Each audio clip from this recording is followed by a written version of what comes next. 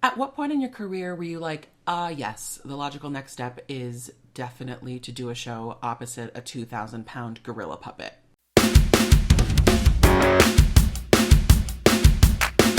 Oh my god, did you hear?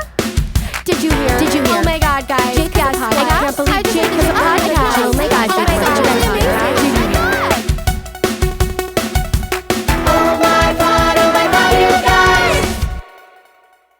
What's up, everybody? My name is Jake Workman, and this is Oh My Pod, you guys, a musical theater and pop culture podcast.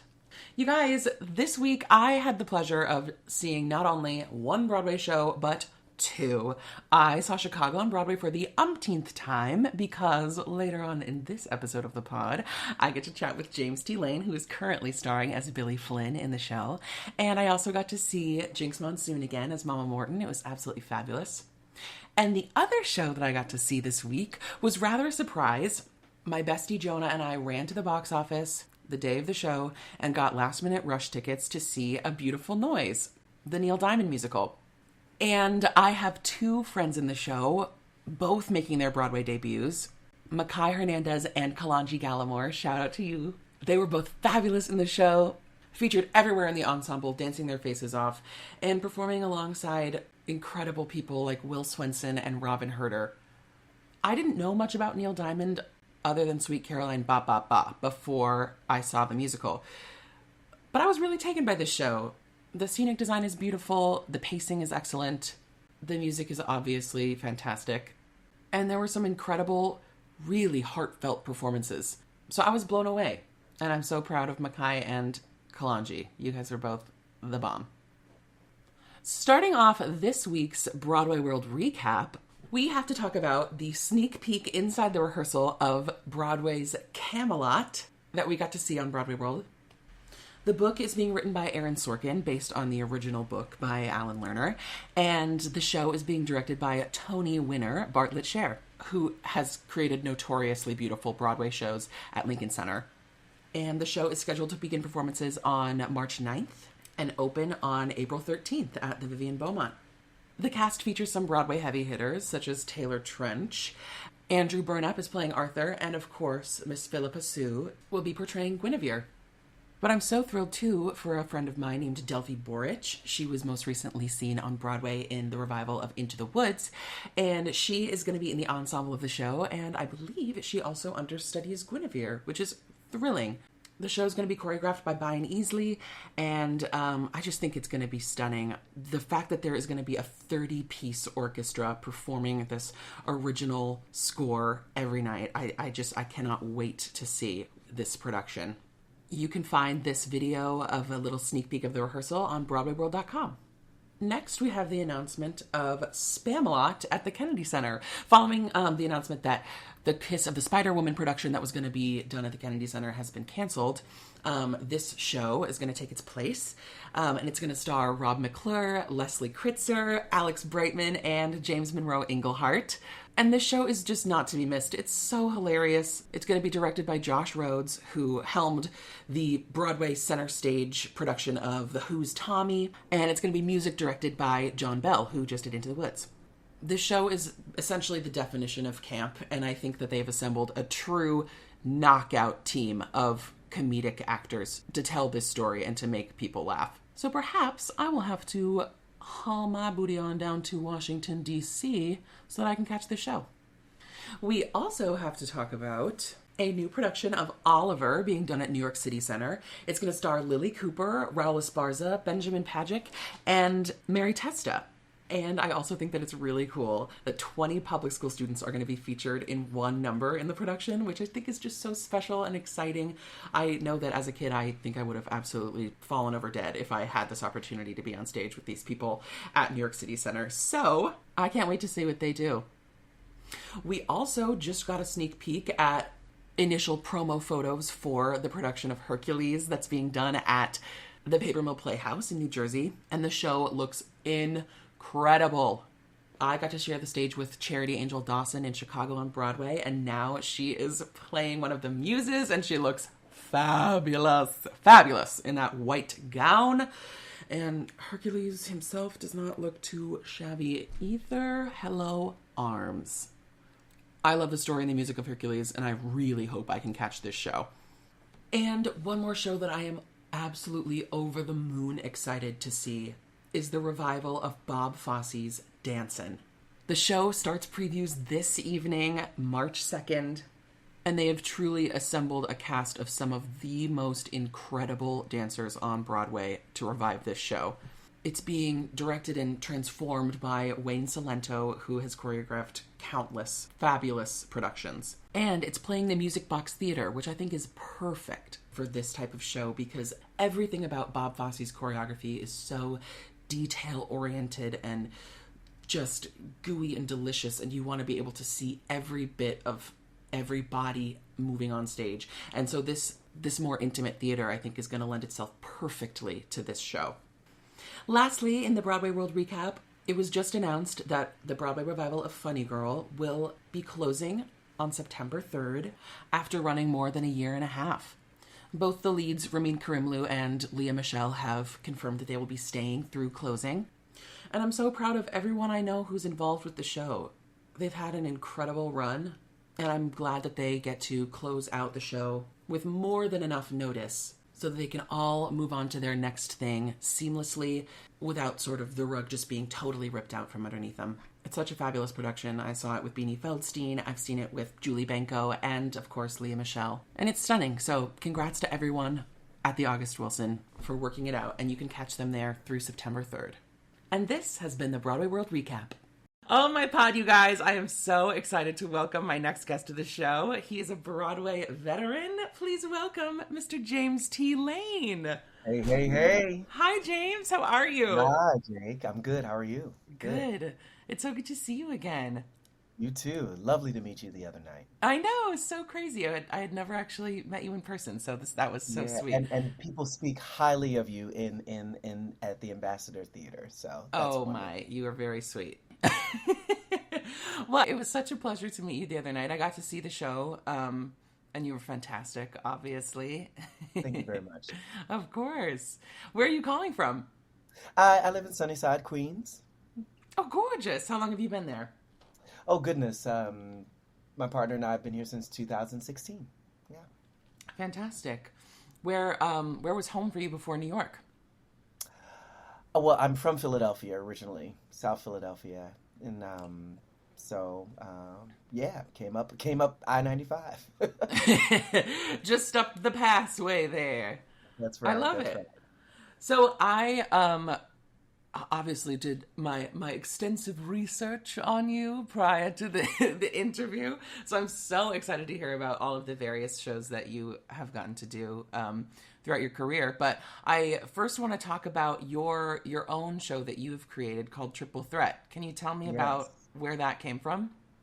Oh, goodness. It's Triple Threat. Well, it comes out of a few things. You know, I was looking at the landscape of Broadway and where I would go with my particular skill set. And, you know, if I wasn't in the ensemble of this show or that, where could I gain creative responsibility and really practice the thing that I love to do?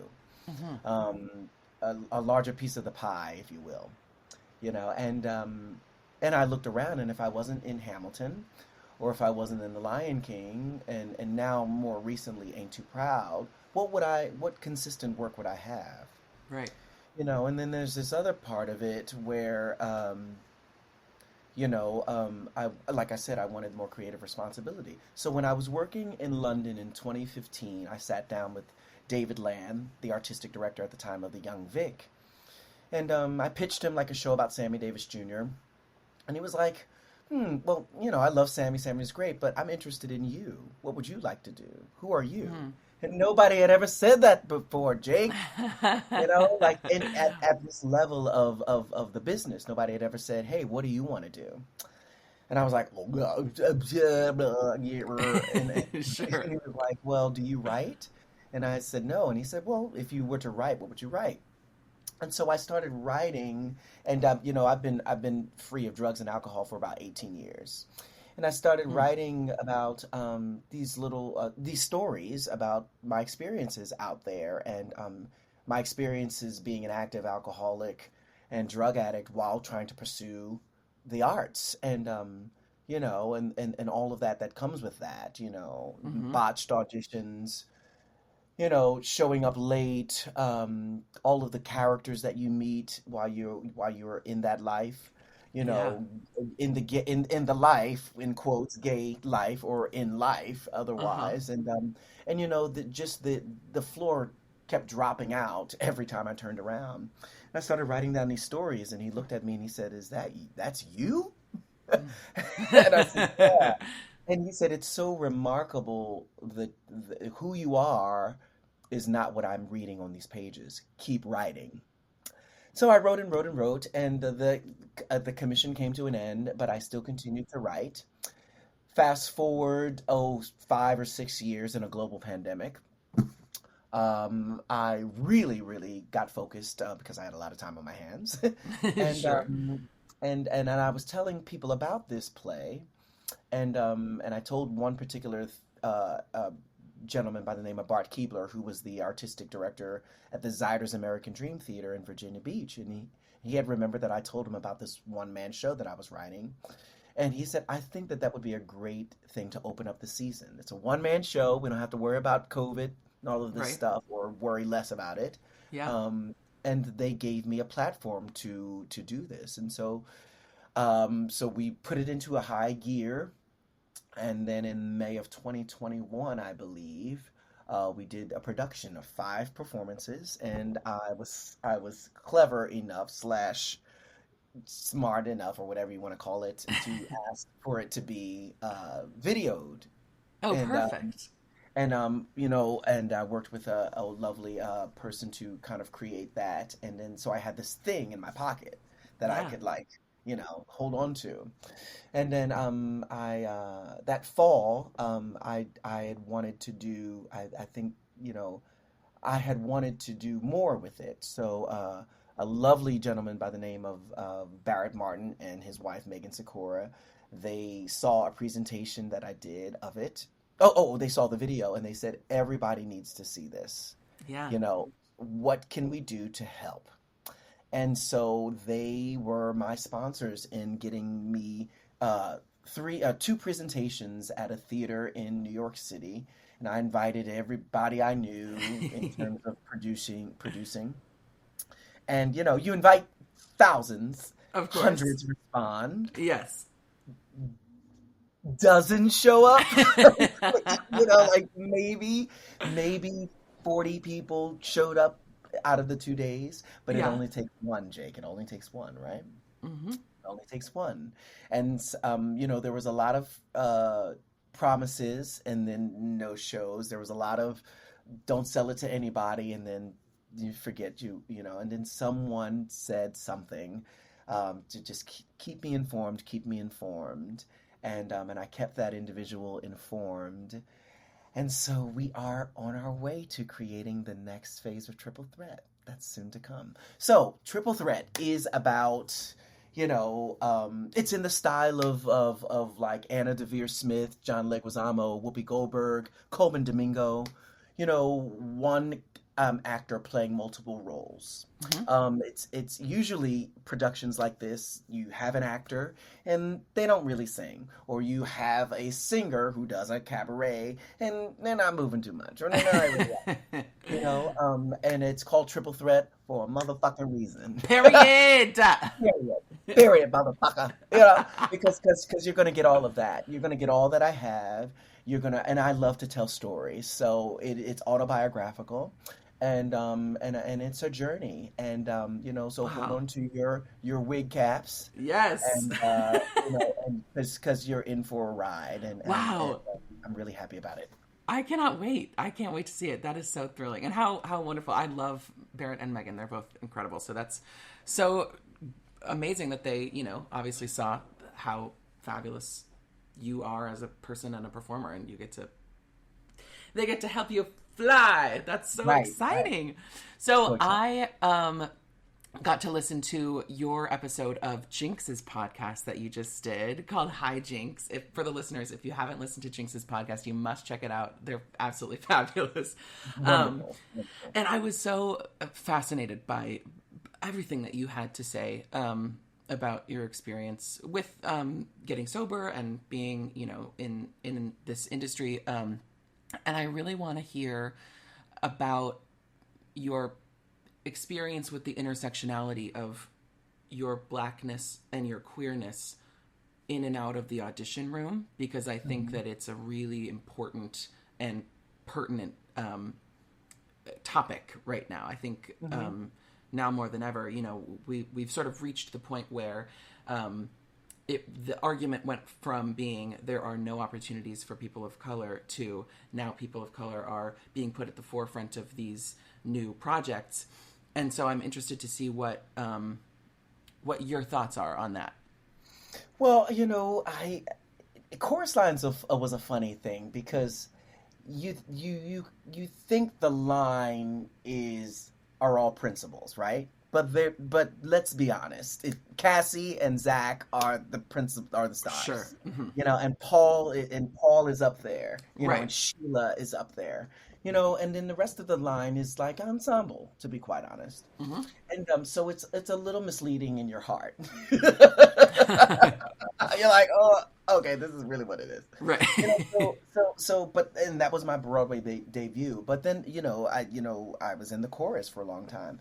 And usually in the chorus, there's like one black guy or one black girl or one person of color in each of male or female. And now we have new language and folks are identifying in the ways that make them feel themselves and authentically who they are, and I love that. But I would say that I was always getting one of those slots, right? Uh-huh. I worked damn hard, and I was always getting one of those slots regionally before I got to Broadway, or even in national tours and stuff like that. But it's a box, right? It's so frustrating to go to a call, knowing that, and I know dozens and dozens of African American male identifying folks that we're up for one slot, right? And I could tell that if someone had worked with this choreographer or director, why are we even called in? Because they're going to get the job. Sure. So they're just really just checking a box. Mm-hmm.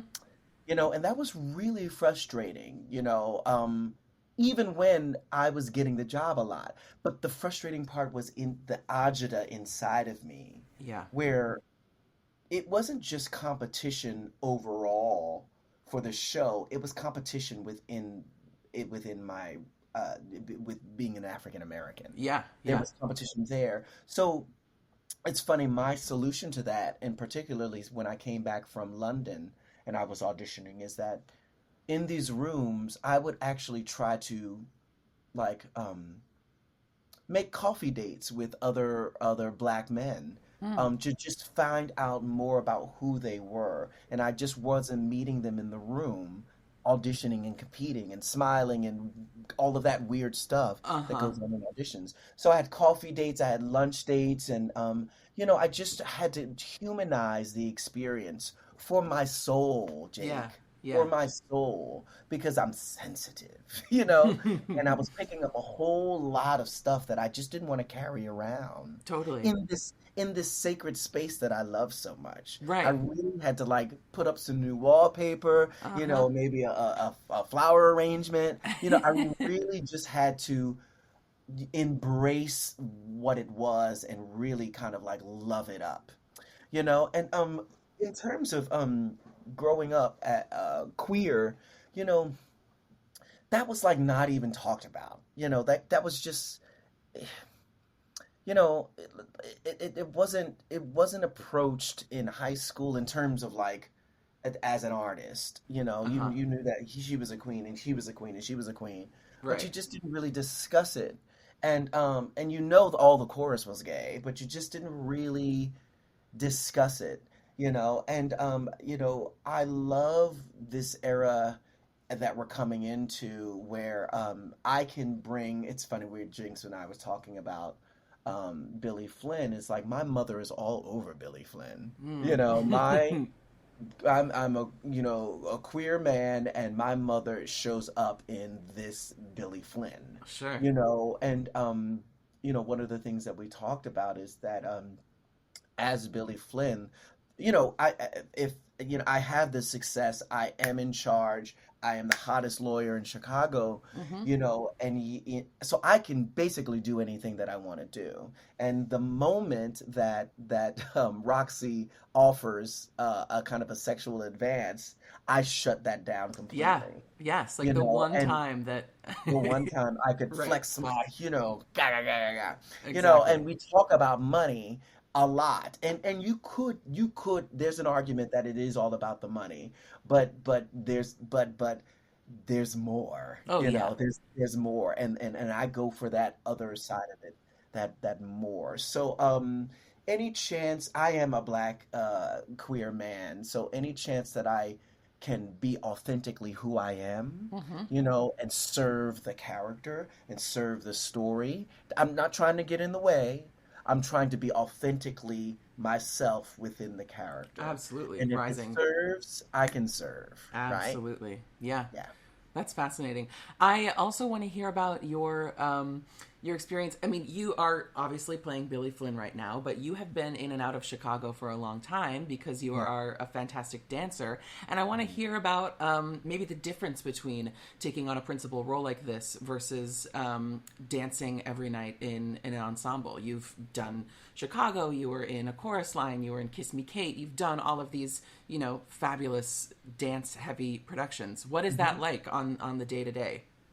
Well, it's a few things. I had to figure out, because I wake up dancing. Like that's where my energy lies. I don't feel like I'm working if I'm not sweating. Like that's what it feels like. Sure. The adjustment, I really had to make an adjustment in terms of finding out, what where Billy's energy is coming from. So for the first 3 weeks, I would say, of the run, I was taking dance classes before I would go and do the show Mm. to just get that kinetic energy going. Because, the voice opens up, Yep. and now I still take dance class and stuff, not every day like I was doing, but I just had to find where I was going to get that energy from for Billy, because I move. Movement was my first language, like my first way to connect Mm. emotionally. That's where it comes from. I was a mover first, and then I found my voice. Sure. So the other thing is, coming from the ensemble, I was in King Kong at the time, and I just thought, they're gonna get all of me in this ensemble part. They're gonna get everything that I have, but in terms of input in the room, it's gonna be very, very, Uh-huh. very small. So for all of me that I'm gonna give, and you have me in your ensemble, what I can actually change or kind of create in the room would be very small. So I thought of this term, and I don't even know where it came from, but creative responsibility. I'm yearning for more creative responsibility in Hmm. these spaces and places that I'm giving so much of what I love and who I am for. And that's what I set out to do. So the difference in for me, it coming from the ensemble and going to graduating to principal roles is greater creative responsibility. Mm. That that is what I see, and it is has happened. A friend of mine named Albert Poland, when I was talk because I talked to a lot of people about making the change, because a good job, a good government Chicago the musical ensemble job, that's a good job, baby. That's worth it. Right. Right. So it's scary making the leap, like what's going to happen. And he just said to me, he said, when you make the leap, and you're going to make the leap, don't be a visitor. Mm. Plant your feet. Stay there. work it out. Stretch, make room for yourself. Don't be a visitor. Plan to stay. Yeah. And that was so valuable, so valuable. So greater creative responsibility is the main difference. What I like about Chicago is that, everybody gets a kind of a little turn, a little moment, a little this, a little that, Yeah. in the ensemble and all throughout the show. Hmm. Particularly Billy, when he comes in, I love driving. I get to kind of like steer, you really see it, and we both reach for the gun, getting Yes. them riled up and cool down, and it's very manipulative, Hmm. but with my actor kind of hat on, it's also like I'm in the driver's seat a bit, and I can really move the show along and Yeah. pull it back rear, and I really enjoy that responsibility. So, responsibility. I like it. Yeah, that's so cool. You mentioned how you have worked in London. I want to hear a little bit about maybe the difference between the culture of theater on the West End versus in New York. Is it super different? Oh, well, the cab drivers in London know who is on the boards in the West End. Okay. Like they know who's on and who's off and what Mm, shows. So it is deeply, deeply, very much in the culture. I loved it. And this was one particular thing that I really loved. So, the Tony Awards here, I've been honored to play the Tony Awards, I think 4 times or 5 times. I can't remember, wow. but yeah, I can't remember it. Like a chorus line, the Scottsboro Boys, Kiss Me Kate. Kiss Me Kate, and 4 times, Kiss Me Kate, and then I was Whoopi Goldberg's dance double when she hosted. So I count that one too. Oh, yeah. I think that counts the most. Right, right, right. But okay, so basically the way it works is that your number in the show, you get bussed in from your theater, you get in a waiting room, you do your number, and then you leave. Hmm. That's the Tony Awards experience for a performer if they're not nominated. That's the experience. Right. The Olivier Awards, everybody gets there at 7 or 8 in the morning. Everybody's there.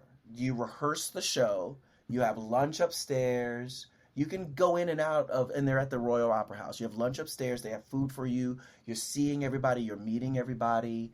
You can go in and out, and that's fine. But your base is there. Yeah. You bring your fancy clothes. It's showtime. You perform your number. You change it to your fancy clothes, and there's a party afterwards.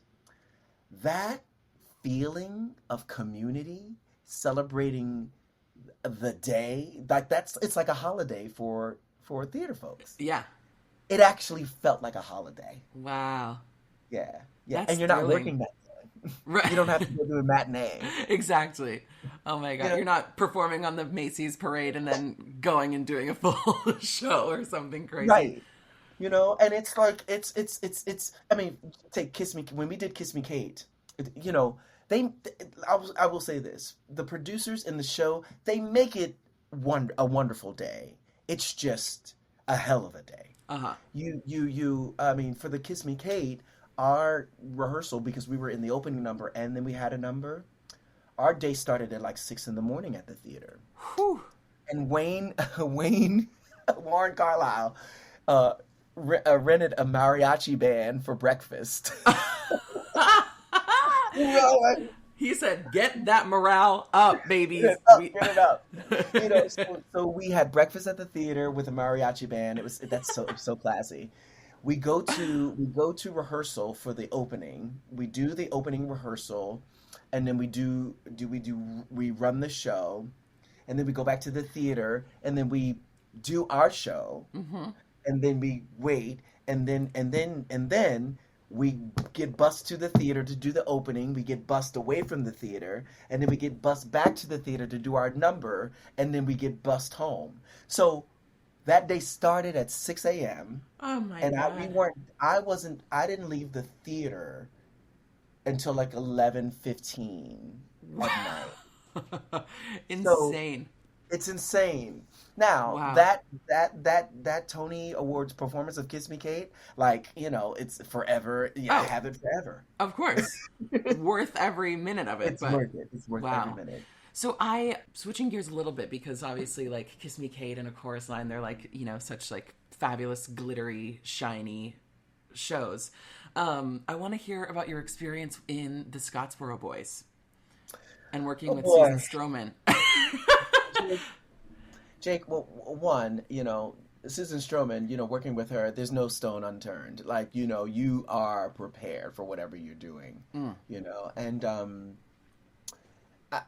personally, the Scottsboro Boys for me, I had not heard of the Scottsboro Boys before I started working on it. And it's a famous civil rights case about 9 black boys who were accused of raping 2 white women in the South.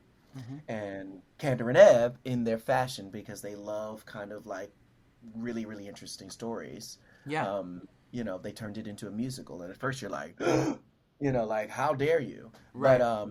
but they figured out a way with David Thompson, who's the book writer, and Susan Stroman. The conceit is vaudeville or Hmm. minstrel show, Hmm. pre-vaudeville. Sorry, that's Chicago. um, the minstrel show, and the way that a minstrel show is set up is that you have 2 end men and you have an interlocutor, and then you have the players, and the boys, the Scottsboro Boys, are the players. And that was in 1920s, that was the form of entertainment at the time. Yeah, And that's a lot for a black man to be in a minstrel show in the 2000s, and what does that mean? And right. so we had a lot of talks about that, and a lot of people were very upset outside of the theater scene, that we were doing a minstrel show. And here's the thing: the conceit was a minstrel show. We were not doing a minstrel show. Right.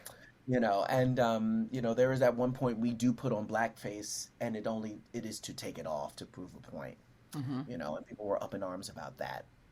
So, but let's talk about the boys, because it was about the Scottsboro Boys. Yeah. And these gentlemen were accused of raping these 2 white women, and it was a lie. And they were on the same freight car. The women were 2 prostitutes, and they didn't want to get arrested, so they said, Uh, they pointed that way. hmm. And at that time, what white people said, it was Right. believed. And and it was the case was the start of why we have a jury of our peers. Mm, That came from that case, hmm. this case, because they had such bad, a bad kind of trial, with all people that would never have voted for their Of innocence. course. So it was started, having a jury of your peers with this trial, and also having proper representation because their lawyer was drunk. So Ah, that started. That's why you get, if you don't have money for a defense lawyer, you get one provided for you. yep. That started from the Scottsboro Boys case. But Wow. these 9 young men were railroaded, and most of them spent their lives on death row, waiting for. They were all eventually exonerated, and a lot of that had to do with the actual musical, being Wow. resurrected. Yeah, yeah. I mean, they were acquitted over time after 20 and 30 years of being in jail and stuff like Sure. that. But then when we started doing the musical, you know, a lot of talk was happening about them in the world, and they were officially exonerated in 2013 or 2014 while we were Wow. working in London. Yeah. So, but as an African American man, bringing a role like Ozzy to life, um, was in some way healing a part of me that I didn't know. Like I think I have a pleasant disposition naturally, but and has a lot to do with my drinking and using drugs. There was this like chip on my shoulder, Mm, and it was a societal chip, like I didn't want to be black or gay. Not that I inherently didn't like those things about myself. I love my skin. I love the way I look. I enjoy being gay. It's not, I never thought of it as like some type of sin or anything like that. I was right. like, I'm made this way. It's just who I am. Hmm. But what I had trouble with was the way that society had treated me just for being me. I really had physical trouble with that. Yeah. And so that was the chip on my shoulder. And I drank and used drugs over it. And so and the whole societal thing of how people of color and queer people have been treated through history. I Right. just was really carrying that. So the Scottsboro Boys was a way to kind of reach back into the history and heal a certain part of myself, that and through the arts, through this thing that I love so much and so dear. So London, we did it here on Broadway in 2010, and it only ran for 6 weeks. My Hmm. face was cracked, Jake. I was like, it's a Cameron Ebb show. Like, what are you talking about? You said we're gonna run, honey. Well, Ron, this is a struggle. All right. Right. Mind you, I don't know how I would have done that. It was so hard to do. Like, every night we were like dead. But that ended started in October, like Halloween, and then it ended like the first week of December or something like that. Hmm. And then in 2012 I got the notice that we were going to go to the West End in 2013. And I was like, sign me up. And then I found out a chorus line was going over there the same year, and I was like, I guess I'm supposed to be in London. Yeah. Like Wow. really in London. But Was there like a tangible difference in the reception of the show between America and London? yes, Jake, that's yes. America was like this. They were leaning back a little bit. They were like, Mm, are ooh. you gonna? And London was like this. They were leaning forward. They went on the ride much more empathetically. I think the Mm, word is it. They just because they were just that much removed. yeah. Like it was Yep. like it was like, oh, that's our colony, Hmm. not us. Right. Mind you, they started the shit, Okay. but but like they could lean in a little bit because it was about America. Hmm. So the and West End audiences aren't demonstrative. They're not, but they were very demonstrative Wow. over the Scottsboro Boys and the talent. You One, with the Susan Stroman show, you can't run or hide. Like you're doing, like nobody's safe. Right. You are like you. There's nowhere to hide. You and we had no set. We actually transfigured the set in each scene, and they were Mm. chairs. So they would all these different types of chairs, and I'll never forget this one day. I mean, if you don't know your chairs, you're done. Like the Oh. show, like because they fit together in a certain way. Sure. Honey, sometimes I think it was two performances where like we had to like into like some understudies were on and they just did not do it right. Oh. you know, we had to ad lib a bit Quite and stuff like literally that. musical chairs trying to figure Right, out where you're right, going. right, right. But it remains a special, special, special show in my heart because it actually healed a part of me. Yeah. Wow, that's fantastic. So pre-career for you, can you Uh-huh. tell me about your collegiate experience with both Carnegie Mellon and Penn State? What was that dual college experience like? Dual meaning I left one and went to the other. Yeah, yeah, yeah, Yes. yeah. So coming out of high school, I knew that Carnegie Mellon was the place I was going to go. Like it was either Juilliard, Carnegie Mellon, or what was the other one? And did you know like musical theater specifically, or were you like, I'm gonna be Yes, a musical theater. dancer? Well, I mean, Juilliard was going to be music, and but Carnegie Mellon was the place to go for musical theater. That was Sure. that was the word on the street, Yeah. and full scholarship to the school, Wow. and it was absolutely need and talent based. It wasn't like they were just like here. Hmm. But I wasn't going to school unless I had a full ride, Yeah. and I got lots of offers, but I knew I was going to Carnegie Mellon. But here, Jake, and here's where a lot of things happened to me my junior and senior year of high school. There was some abuse. There was a lot of me really trying to find a way, and the Hmm. way that I treated that was talent. Like I was going to be the best in the room. I was going to no, you can't deny me anything. And so I really got obsessive about it. So by the my senior year, and I was auditioning, and then June rolled around, my head was like, like, Mm, it was like I was a little bit of a monster. And when I got to college, they don't let you perform your freshman year. right. And I was like, who am I if I'm not performing? Uh-huh. Like I need this. Right. You don't understand. And so I said deuces, Carnegie Mellon, with my Hmm. full scholarship. And I went to Penn State. Penn State was also a school that I'd gotten into full ride. And it wasn't exactly the right fit, but they let me be more of me. And I think that's what I needed. I think I actually really blossomed in more of a liberal arts education rather than a conservatory. Sure. I needed more of like a life. Hmm. I needed more of like a life, and I got that at Penn State. The training was different, and so that's where I there was another need happening, like in terms of my training. There was a teacher there though, who named Spence Ford, who worked with Mr. Fossey in dancing, and so I learned everything that she could throw at me. I was like really like under her, tutelage there and mentorship, learning all of the stuff that she knew. She was like one of the original Lacage girls that went out on the road with Lacage. Like she knew where the bodies were buried, and I Right. needed to know more.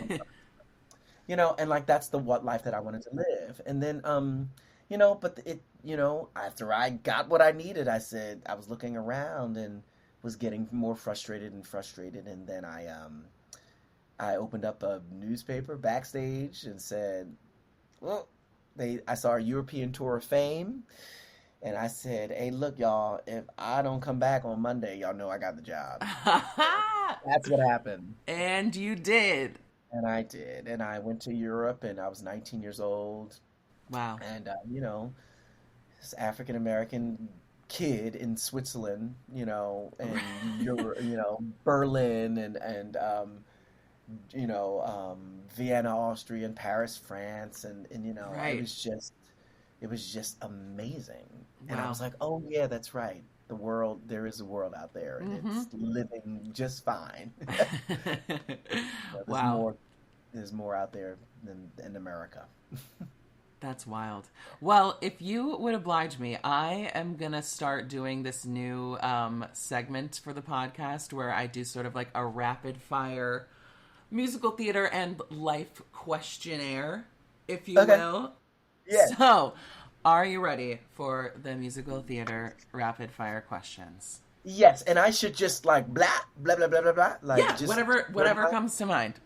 Okay. Okay. Okay, so we have Sondheim or Andrew Lloyd Webber. Andrew Lloyd Webber. Oh, okay. Sweatpants or jeans? Oh, jeans. Do you have a favorite musical? The Phantom of the Opera. Okay. Do you have a least favorite musical? I don't think so. I'm not a fan of Wicked. This is controversial tea, James T. Lane. I know. I know. Okay. I know. Would you ever like to do a Broadway play? Yes, absolutely. Are you a morning person or a night owl? I'm a morning person. Love it. What is the craziest thing a director has ever asked you to do? Oh goodness. Oh goodness. I Oh, well, one time we were in tech for King Kong, and I must have. It's not crazy, but like this is what we had to do. But like, I had to carry a box. Like, we had to do these boxes for like 3 hours, like just carrying a Uh-huh. carrying a box, and it was so funny because I was like, this is like my Sisyphus, Sisyphus. Yeah. Like I was like, I'm gonna do this box, and it was like 3 hours, and people were like, James, I do it. I was like. This box ain't gonna beat me. Okay. Golden Age or contemporary? Golden Age. Love. Favorite role you've ever played? Oh goodness. Bert and Mary Poppins. Oh, love it. Yeah. What I would give to see you do that. Coffee or tea? Ooh, that's tough. That's tough. I like tea. I Mm. like tea. I think coffee. And tell me if you think this. So you know how coffees have like peppermint coffee or like hazelnut coffee. I think it smells more like the what they're suggesting than it does taste. Yes, I agree. I would say that Like that is true. I'm like it just still tastes like coffee, but like I smell hazelnut. But it's in a peppermint cup, so Right, yeah. right. I'm like, I smell peppermint, but I don't taste peppermint. And tea is like a variety, like it's all over the place. I All like that. different. That's true. Yeah. Okay, what's the hardest show you've ever done? Oh goodness. The hardest show I've ever done was probably King Kong. Wow. Yeah, Could yeah, you yeah. name all of the Broadway theaters that you've performed in? Oh goodness. Oh, the Schoenfeld, the Ambassador, the Broadway, and the Lyceum. Gorge. Um, what is the favorite costume you've ever worn? Whoo! Oh, I'm liking this Billy Flynn tux. Ooh, it's pretty sleek, I must I'm say. liking this You Billy Flynn look tux. pretty. It was built for me. It was built for me. Period. So, Custom. She said custom. custom. And when you take off the jacket in Razzle and you have your little vest on, I'm like, Right, ooh. right. Well, let me tell you, only four people in the history of Chicago have ever taken off their jacket, and that was Patrick Swayze, Usher, Tony Yazbeck, and me. And look at the company you're in. Wow. I like it. Okay, you're gonna out somebody because my next question is, who is the silliest cast member in Chicago? Oh my goodness, there's so many. Oh, Ryan Lowe, Ryan Lowe. Oh, Ryan! Ryan Lowe. Oh, Jokester of the century. oh my God. So simple, so simple. Do you have any pets? We've got two cats, Lincoln and Hazel. Lincoln is a tuxedo cat. Abraham Lincoln, tuxedo cat. Love it. Hazel is a tortoise shell, tortoise hair, Oh yeah, the tortie, tortoise and the tortie, hare. tortoise in the hair, tortie, and she's our old black woman. Fabulous. Have you ever missed an entrance? Oh my God! So I was contracted for Amos for 2 weeks, right? A long time ago. I Uh-huh. played Amos, and I was like Amos, and Brent Barrett, now Brent Allen, was playing Billy. All I care about is love, and Amos comes in for the entrance.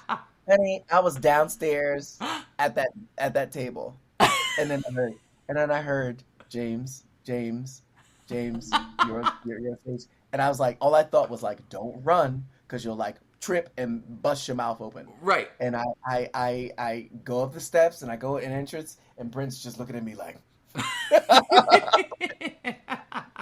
it's Oh my literally God. Amos lands on the button of Right, of right. of the number, and I wasn't there. Oh my God. He's like, and Or- now, ladies and gentlemen, Right. a tap dance.